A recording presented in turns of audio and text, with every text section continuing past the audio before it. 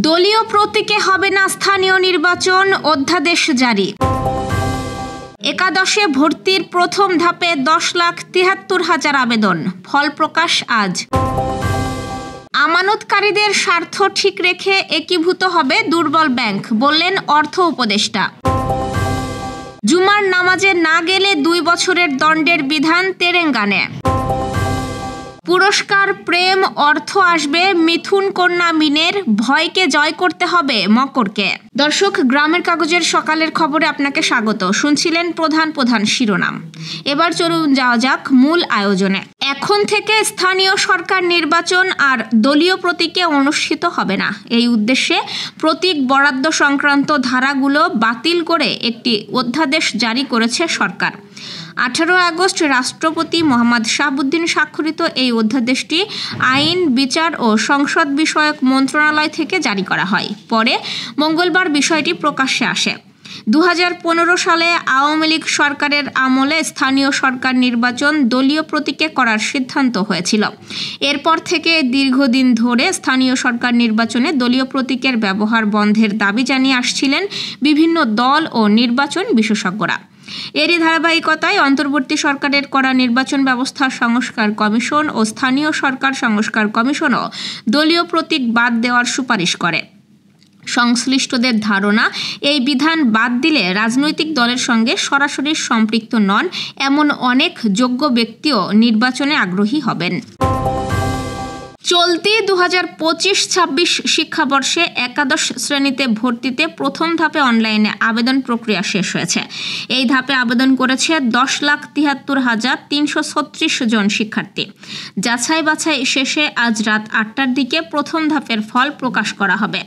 মঙ্গলবার একাদশে ভর্তি সংক্রান্ত কমিটি এবং ঢাকা মাধ্যমিক ও উচ্চ মাধ্যমিক শিক্ষা বোর্ড সূত্র এই তথ্য নিশ্চিত করেছে। ভর্তি কমিটির সদস্যরা জানিয়েছে, দেশের সব কলেজ ও মাদ্রাসায় কেন্দ্রীয়ভাবে একাদশে ভর্তির আবেদন নেওয়া হচ্ছে।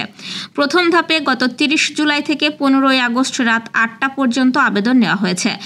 এইচএসসি ও আলিমের একাদশ শ্রেণীতে ভর্তির জন্য এই আবেদন নেওয়া হচ্ছে। কারিগরি শিক্ষা প্রতিষ্ঠানে ভর্তি প্রক্রিয়া ভিন্নভাবে নেওয়া হয়। প্রথম ধাপে আবেদন করেননি 1,30,000 শিক্ষার্থী।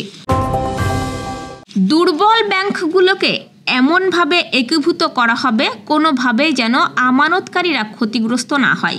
এই বিষয়ে প্রয়োজনীয় সিদ্ধান্ত নেবে কেন্দ্রীয় ব্যাংক। সচিবালয়ে অর্থ মন্ত্রণালয়ে সরকারি ক্রয় সংক্রান্ত উপদেষ্টা পরিষদের বৈঠক শেষে সাংবাদিকদের এসব কথা জানিয়েছেন অর্থ উপদেষ্টা ডক্টর সালেউদ্দিন আহমেদ।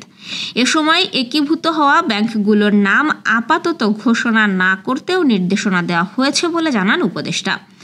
এছাড়া একীভূত করতে কী পরিমাণ অর্থের প্রয়োজন সে বিষয়েও পরিকল্পনা করা হয়েছে। যুক্তরাষ্ট্রে বাংলাদেশি পণ্যের শুল্ক কমানোর বিষয়ে আলোচনা চলমান বলেও জানান অর্থ উপদেষ্টা। মালয়েশিয়ার তেলেঙ্গানা রাজ্যে মুসলিম পুরুষরা অকারণে জুমার নামাজে না গেলে তাদের সর্বোচ্চ 2 বছরের কারাদণ্ড বা বড় অঙ্কের জরিমানা গুনতে হতে পারে, এমন ঘোষণা দিয়েছে রাজ্য সরকার। রাজ্যটি বর্তমানে রক্ষণশীল প্যান মালয়েশিয়ান ইসলামিক পার্টি শাসন করছে। ব্রিটিশ সংবাদ মাধ্যম ইন্ডিপেন্ডেন্ট এক প্রতিবেদনে এই খবর জানিয়েছে। সোমবার রাজ্য কর্তৃপক্ষ জানায়, শরিয়া ফৌজদারি অপরাধ আইন অনুযায়ী অপরাধীদের সর্বোচ্চ 3,000 রিঙ্গিত জরিমানা বা কারাদণ্ড অথবা উভয় দণ্ড দেওয়া হবে। তেলেঙ্গানা রাজ্যে নির্বাহী কাউন্সিলের সদস্য মোহাম্মদ খালিল আব্দুল হাদি সতর্ক করে বলেছেন, এমনকি একবার জুমার নামাজ মিস করলেও এটি দণ্ডনীয় অপরাধ হবে। এর আগে টানা 3 সপ্তাহ জুমার নামাজে অনুপস্থিত থাকলে শাস্তির বিধান ছিল।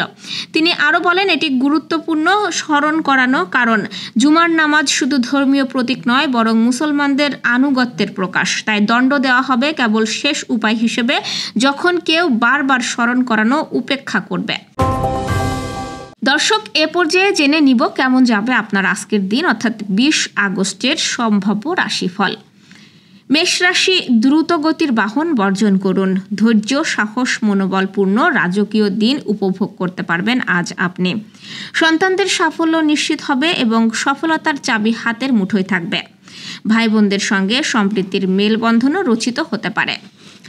বৃষ রাশি, হারানো নেতৃত্ব, কর্তৃত্ব ফিরে পাবেন। ধারকর্য, ঋণ মুক্ত হবেন এবং কর্ম ব্যবসায়ে লাগাতার উন্নতি করবেন। মিথুন রাশি পিতামাতা ও গুরুজনদের সহযোগিতা পাবেন। ধীরে ধীরে দুর্যোগ কাটতে আরম্ভ করবে এবং নিত্য নতুন স্বপ্ন পূরণ হবে আপনার। কর্কট রাশি আয় অপেক্ষা ব্যয় বেশি হওয়ায় সঞ্চয়ে হাত পড়বে। দাম্পত্য ঐক্যতা বজায় রাখতে জীবনসঙ্গীর মতকে গুরুত্ব দিন এবং মামলা মোকদ্দমায় রায় বিপক্ষে যাবে আজ। সিংহ রাশির ব্যবসায়ে মজুত মালের দাম বৃদ্ধি পাবে। উপহার উপঢৌকন প্রাপ্তিরও সম্ভাবনা রয়েছে আজ এবং বিচ্ছেদকৃত দাম্পত্য জীবনও জোড়া লাগার সমূহ সম্ভাবনা আছে। কন্যা রাশির কর্মপ্রত্যাশীদের মুখে হাসির ঝলক ফুটবে। বাণিজ্যিক সফর লাভদায়ক হবে এবং স্বাস্থ্যগত ব্যাপারে আপনাকে আজ সতর্ক থাকতে হবে। তুলা রাশি যেমন আয় তেমন ব্যয় হওয়ায় সঞ্চয়ের খাত থাকবে শূন্য। অর্থকরী সতর্কতার সঙ্গে নাড়াচাড়া করুন। মন সুর সঙ্গীতের প্রতি ঝুঁকবে এবং শিক্ষার্থীদের জন্য স্মরণীয় হবে। বৃশ্চিক রাশি অত্যাবশ্যকীয় বিবাহে কোনো না কোনো বাধা আসতে পারে। ধন উপার্জনের অপেক্ষায় ধন ক্ষয় বেশি হবে এবং সহকর্মী অংশীদারদের মন জুগিয়ে চলতে হবে। ধনুরাশি সন্তানদের গতিবিধির ওপর তীক্ষ্ণ নজর রাখুন। ধৈর্য সাহস মনোবল বাড়বে এবং লাইফস্টাইল বদলে দেবে। মকর রাশিকে আয় বুঝে ব্যয় করতে হবে। ভয় লজ্জা দুর্বলতাকে জেঁকে বসবে এবং বিষাক্ত কীটপতঙ্গের দংশন থেকে বাঁচতে নিজেকে গুটিয়ে রাখুন। কুম্ভ রাশির চতুর্দিক থেকে উন্নতির জোয়ার বইবে। শত্রু ও বিরোধী পক্ষের প্রায় সিংহভাগ কুপরিকল্পনা নস্যাৎ হবে। দুরারোগ্য ব্যাধি থেকে মুক্তি পাবেন। মীন রাশি দাম্পত্য ঐক্যতা বজায় রাখা কঠিন হবে। হারানো বুকের ধন বুকেই ফিরবে এবং সহকর্মী ও অংশীদারদের পূর্ণ সহযোগিতায় আপনার দিনটি আরও বেশি সমৃদ্ধ হয়ে উঠবে। দর্শক, এই ছিল এখনকার আয়োজন। আগামীকাল ঠিক একই সময়ে সকালের খবর ও আপনার রাশিফল দেখতে ও জানতে চোখ রাখুন গ্রামের কাগজের ইউটিউব চ্যানেল ও ফেসবুক পেজে। আর প্রতিদিনের খবরের আপডেট পেতে গ্রামের কাগজের ইউটিউব চ্যানেল সাবস্ক্রাইব এবং ফেসবুক পেজ ফলো করে রাখতে ভুলবেন না। আমাদের পরবর্তী খবর দেখুন বিকেল 3টায়। শুভ বিদায়।